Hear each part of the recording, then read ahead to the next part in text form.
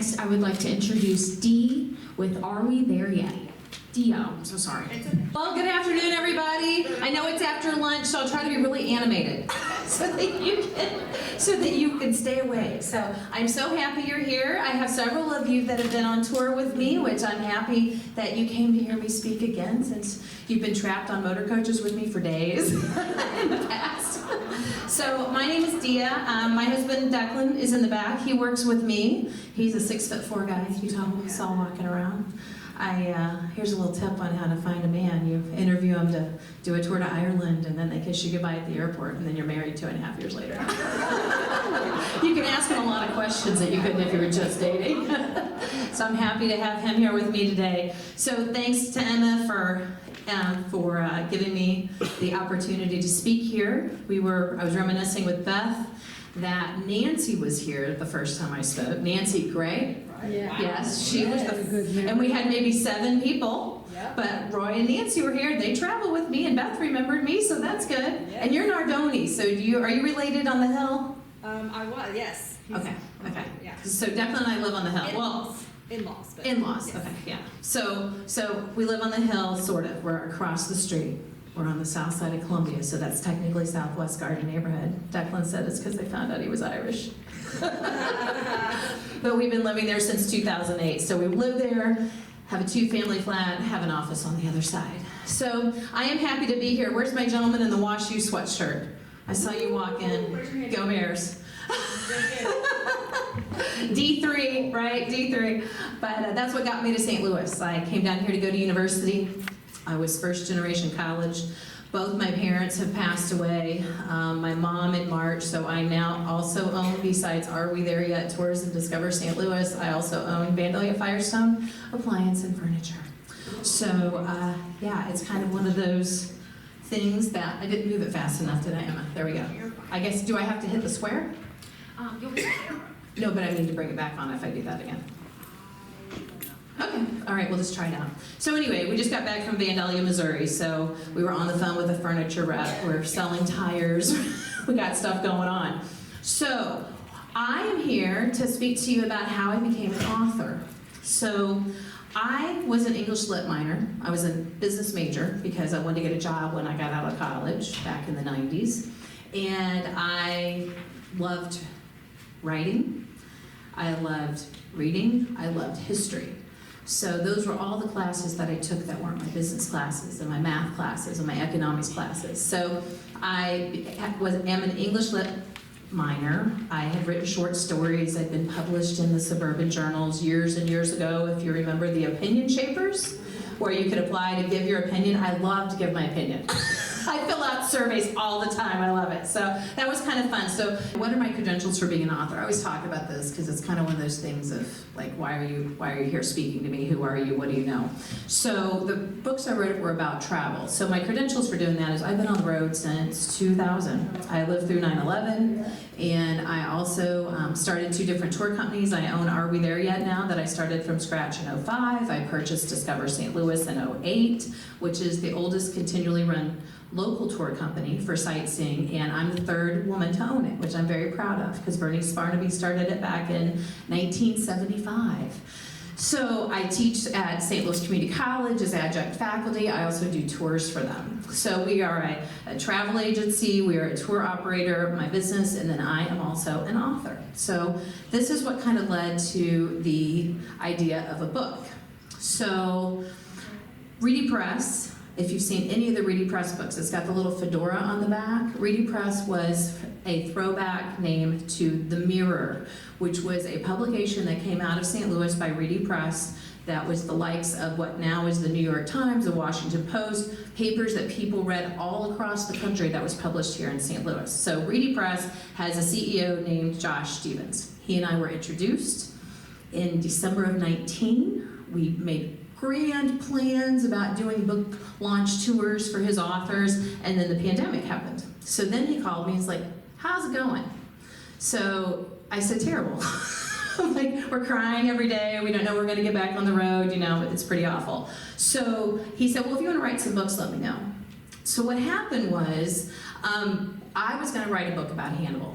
because I had helped launch the Forest Park Walking Tour book. So I was going to write a book about Hannibal and a book about Herman, which Josh said, I thought you'd write about St. Louis. I said, well, I was born in Hannibal, grew up in Vandalia, Missouri. Herman is the most German town in the state. I think people from St. Louis want to go to those places. So that was the plan. I signed some contracts, started working on it. Then I got called by his business director, and Barb said, hey, we got a great idea for a scavenger hunt. Now this is in August of 2020. This is when we knew it was going to be more than 2 weeks, right? Or 4 weeks or 8 weeks. And she said everybody's doing puzzles and they're doing scavenger hunts and they're trying to stay in their pods, and we want to give them a book to do that with. So we have this great idea. We're going to do 15 neighborhoods and areas in St. Louis. We want to do 20 clues and pictures. We're going to throw up an enlarged picture, and there you go. So I said, sure, that'll be just like giving a tour.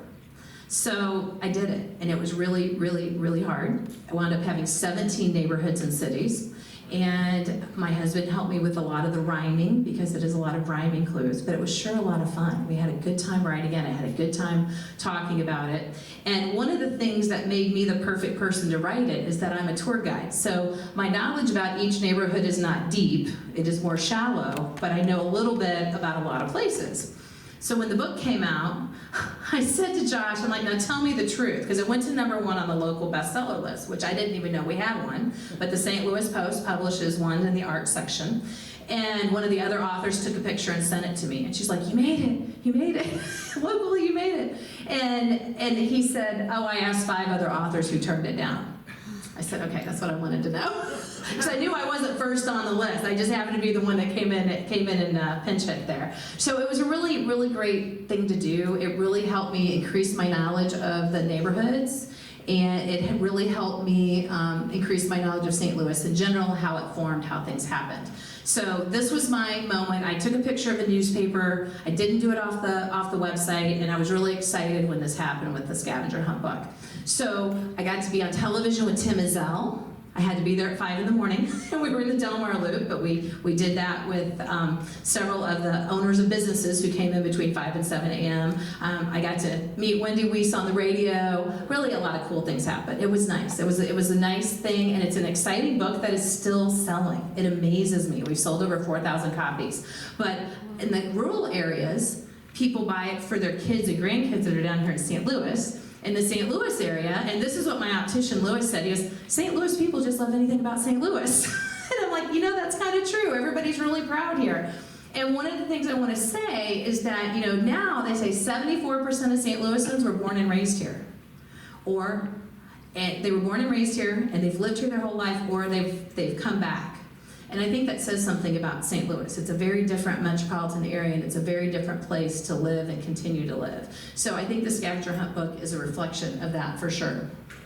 So I was happy that I did the books. Second book was Hannibal. So that was the one I was supposed to do initially. So 21, Scavenger comes out, 22, Hannibal comes out. Now, Hannibal was a lot easier for me because it was like giving a tour. The hard part about Scavenger was I couldn't say, hey, you're looking at this statue in Clayton, this is who made it, this is who owns it. I had to give you all these clues to get you to what the statue was. The other thing about the Scavenger Hunt book is it had a prize. If someone finished it, they got a $500 prize. The second place person got a bunch of gift certificates and books from Ready Press. So there was a contest going on too. So I had to be really careful how many different things I talked about, how many different talks, because I had one woman who came to every single public appearance that I did. And I have a feeling she listened to the radio.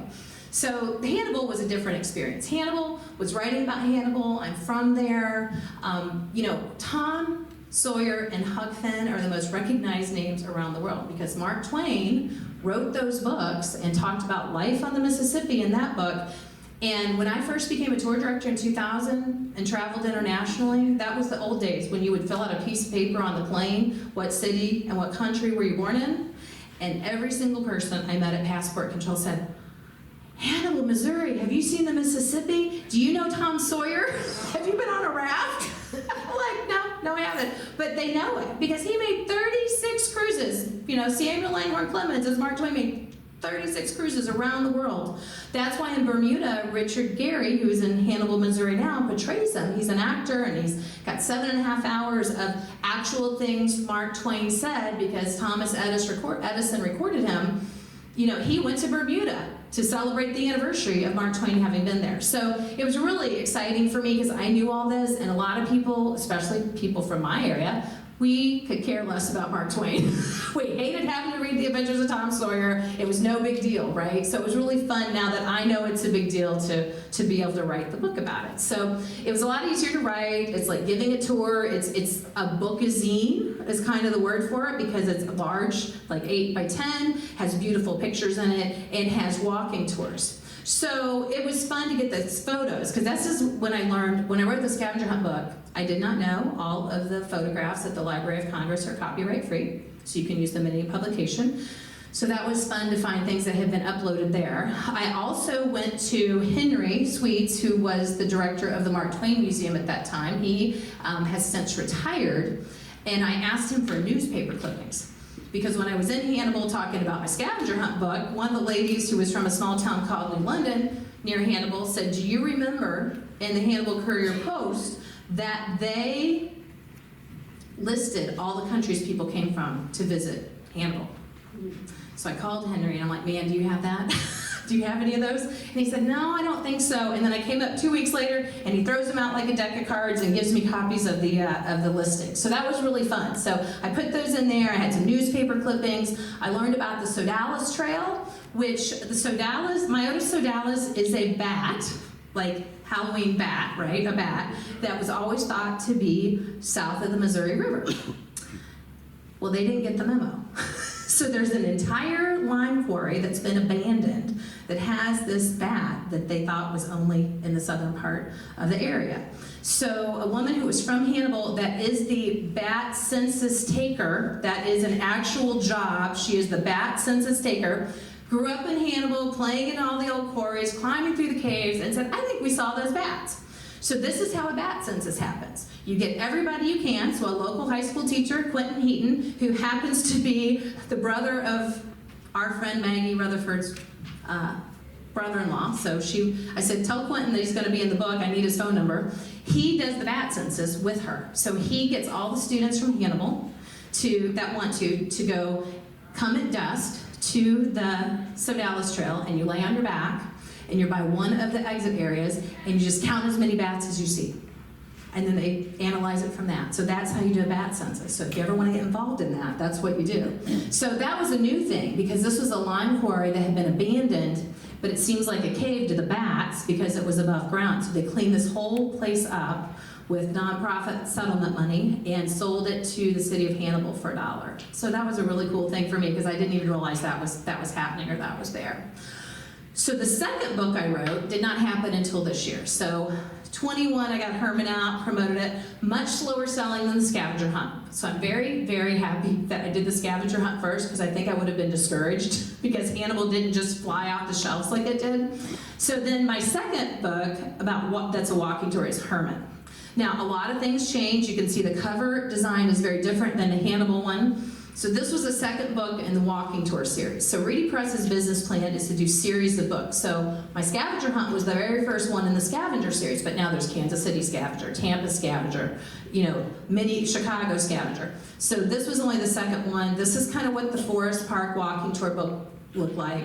The cover, we've got Mark Twain on the front. I wanted that to really stand out. So now you see Herman, very different, right? They've changed a lot of the things on it. The cool thing about doing more than one book, I met Dave, who owns Flying Squirrel Aeronautical, and it is an aerial photography business in Hannibal. Why?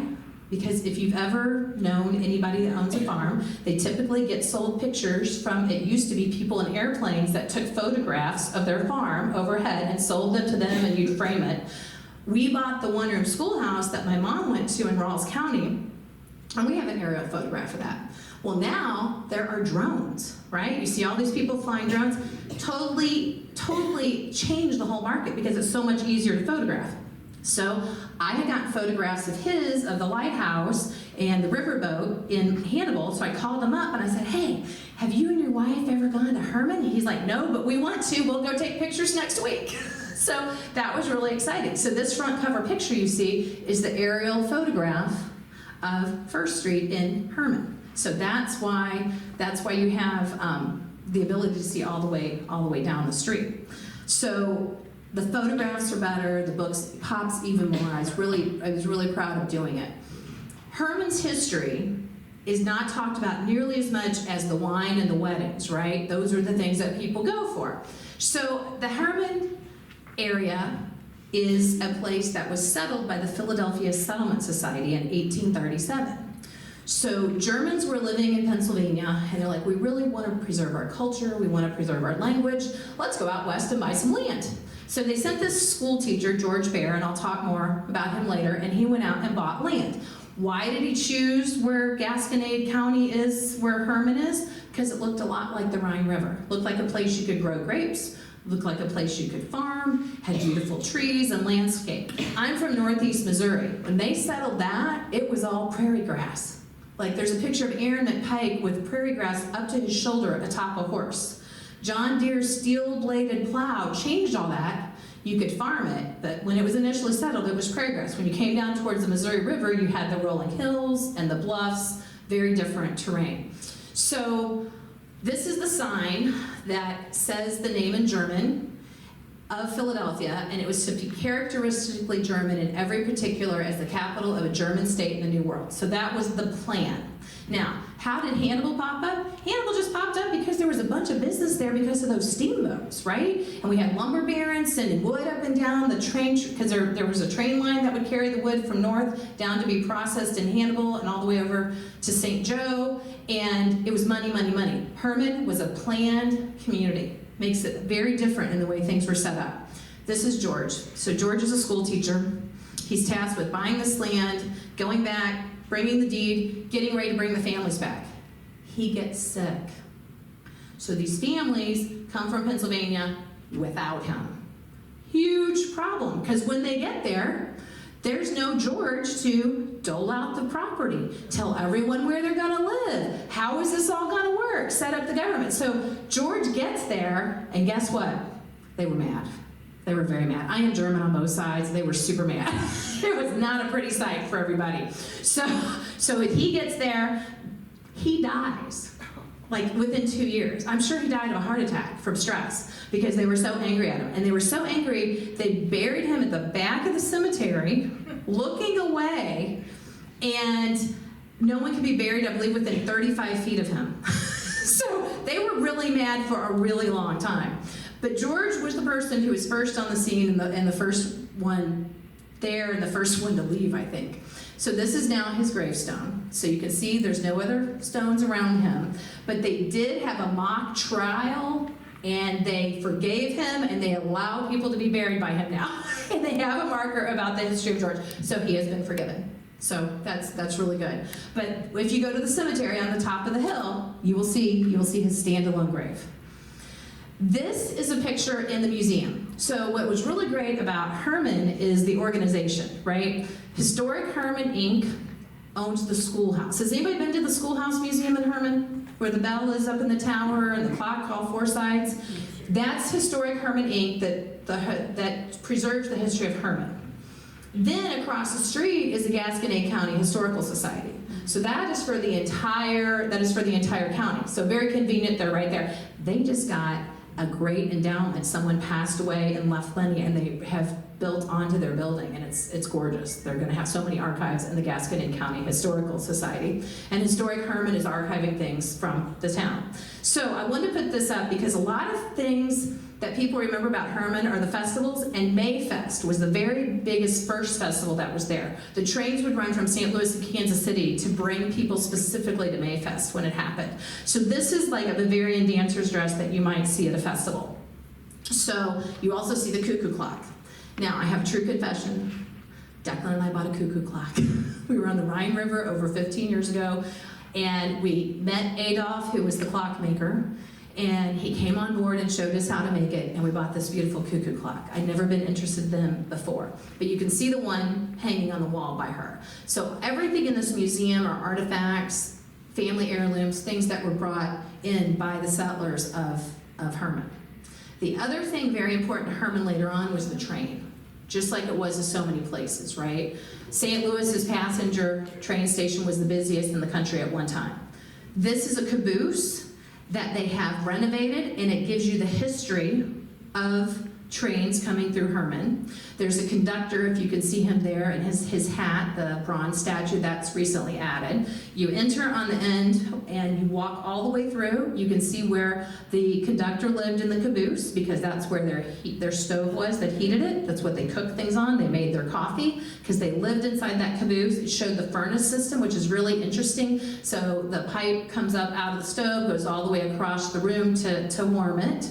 And I'm sure in the summer that was not great when it was 110 degrees in the shade of Missouri, but that was in there as well. And it also talks about a really important thing in history, the Gasconade Bridge collapse. And like all great things, this was something that happened because of trying to make it on time, think Titanic, and trying to get there for the press. So when they left St. Louis, one of the chateaus was actually on board. When they left St. Louis, there'd been a gully washer, as we say out in the country, in Herman, and passed it. What had happened was the water got the mud going down around the trestles of the train tracks of the bridge up holding up the train tracks, and there'd been a train that had gone over the day before, and the conductor was supposed to send somebody across before him to make sure that the trestle was safe. Well, they were in a hurry, they were running behind, and they came through Herman, and the bridge collapsed. 47 people died. So it was a very tragic accident on a train, and that was kind of when things were coming of age in Missouri to get people back and forth. So they talk about that, and I think it's important because I think we need to remember people, right? Like all those people that, were on that train and passed away. I think it's a good thing to remember them. And also this is stationed right where you come off of the train. So it's an easy access thing if you take Amtrak into Herman. This is also in the Historic Herman Museum. This is Corey Orr, and when I met him, he was working for the Herman Water Department. He became president of the Historical Society, and he's done a lot of great things. Brought a lot of board members in, people getting excited and carrying on what the original idea was of the Herman Museum. The reason he's dressed in a Union soldier uniform, the Germans are who saved Missouri from seceding. Because remember, if you look at a Confederate flag, 13 stars. Does anybody history buffs here, how many actually seceded from the Union? 11. Kentucky and Missouri said they would go. Lincoln wanted to save us. And fortunately, General Lyons was in St. Louis, and when they took the flag down in Jefferson City of the United States and ran up the Confederate flag, he sent troops, and they stopped them, ran them to Neosho, which is where they were running the government of Missouri. And then when they got chased out of there, they went to Marshall, Texas, and they stole the state seal. So if you ever go to Jefferson City and tour the Capitol, you will see, to this day, Missouri's state seal is bolted to the ground. That's because they stole it during the Civil War. So the Union soldiers were a lot of German, Polish, a lot of the new immigrants to the area. They're like, we just got here. We don't want to start a new country. We left all of this political unrest over in Europe. We don't want it to happen here. So he dresses in a Union soldier's uniform when I have my groups come in if he's there those days. This is the Gasconade County Historical Society. Two great facts to know about this. If you're at a trivia night, remember these. The Gasconade County Courthouse was the only one built with private money. There was a businessman that gave $50,000 and maybe a little bit more to build a courthouse. That's what it was built with. The fun fact is that when they were building it with the brick, you cured the brick with vinegar. But you could also cure the brick with beer. When they were finishing the courthouse, beer was cheaper than vinegar. So that entire courthouse has been cured and sealed with beer. Which I think is really fitting. I think that's a great idea. This is a view of the winery, of the grapevines growing there. This is so significant because before Prohibition, Herman was putting out the wine. Remember, Missouri was the second largest wine producing state after New York State. Then California came on the scene. But we had so many things growing, so much output here, and it was a large part of the community and a large part of the economy, right? So the grapes are important. So we love the wine, we know about the wine, and that's one of the most important things that we share about Herman because of both of those facts. I want to say another thing about the wine. When Prohibition was coming, they had 12 casks that were carved, one of each of the apostles from the Bible. So they had these beautiful, huge casks, and they knew that, you know, the Elliot Ness and all those guys were going in, breaking up all of the beer barrels, breaking up the wine cask, and flooding the streets with the booze to get rid of it and doing big photoshops. They knew it was happening. So they drained and disassembled these casks, put them on a train to go to Germany. But what was happening in the Prohibition era? World War I. So getting those cask staves over to Europe did not happen. The ship was diverted, and I think they wound up in Argentina. But we have, no, Brazil. They showed up in Brazil. But they have never been able to find them. So if you're one of those wealthy people that do one of those online or those secret auctions, see if you find the wine cask that came out of Herman. It's really, really an interesting story, but they've never been found, never have surfaced since they left Herman. But they said the streets were red when they came and said Prohibition is happening here now too, and they emptied all of the wine down the streets. Stonehill was the largest producer of wine there at that time when it happened. There's some great YouTube videos with the family, the Held family on that. These are Shire horses. So another part of the Herman story is Jim and Mary Dearberg, who owned First Bank. That's why there are First Banks in the Dearberg's grocery stores. That's his brother. Jim came through in 71, said, I love Herman, told Mary, we're buying the bank because I want to have a reason to go there.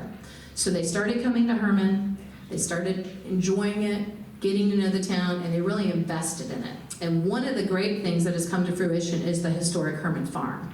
So they built this, showing what life was like for the German settlers, and they also have the Shire horses. So notice they look like Clydesdales, but they're black.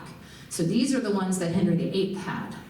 And he sent out the word that these are the only kind of horses we're going to have. They're good at carrying armor, they can carry a knight, they're good in battle, they're sturdy. We're going to geld all of the other horses in the land, because these are the only kind we're going to have. So what color are the Clydesdales? They're red, right? So that means that the Scottish did not listen. And they are like, forget you, we are not going to geld all of our horses. And so they have a breed that is an offshoot of the Shire, because they were breeding their horses with Henry VIII's Shire horses. So that is the old history of these horses. So as you can see, you can have a personal encounter with them. We go and see them in the stables. You can go with your family and do a harness ride. It's a really cool experience on the farm. Plus you can see the historic home, and they also have a distillery. Christmas in Herman, as you would imagine, is huge. You know, Germany is the cradle of the Christmas tree. That's why Christmas trees are in vogue, because Queen Victoria was married to Prince Albert, who was German. He brought the first Christmas tree into the palace, and so Christmas is a big deal. This is an interesting thing that we do when we have our groups there. First of all, they have a polka band, the couple that you see there. Sorry, I'm getting dry. And they have a polka band, and she plays the accordion and dresses in a Christmas costume or dress, and Terry comes as Pell's Nickel. Now, he comes before Christmas. He is the person that makes sure that you're doing your chores, you're listening to your parents, you're making the things happen that should, and if you don't, you get switched, and you also get coal. So he's the one that comes first, that you straighten up and fly right before Santa gets here. And they actually had a gentleman in Herman that did this through the 40s, because he remembers them coming to their house when he was small and knocking on the door, and Pell's Nickel's here, you better be on best behavior. So he's dressed in the furs, which would be pretty typical of living, you know, in the mountains of the hills of Germany, and he tells the whole history. But Christmas is a fantastic time in Herman. It's really, really over the top. Another thing you think about Herman is wurst, sausages, right? So Mike Sloan, who is one of the top, I guess you call him wurst makers, he is the worst guy in Herman. He wears his little felt hat and the feather, and he goes and competes, and he wins competitions for the best bologna, the best salami, for all of the different types. He was president of the Beef Producers Association. He owns the Worst House on Main Street, and this is one of his vending machines he had made. People were getting frustrated that they would come to the Worst House and it would be closed. So you can buy sausages, you can buy mustard, everything that you need to have a Worst party when you're in Herman. So that's about all that I have for you. I wanted to thank you all for coming out today, and that's a little bit about my books. Any questions? All right, well, thank you. And I also have, Emma has printed out some things with our information from the tour company. Do I have any questions about tours or travel? All right, thank you all. I appreciate you having me.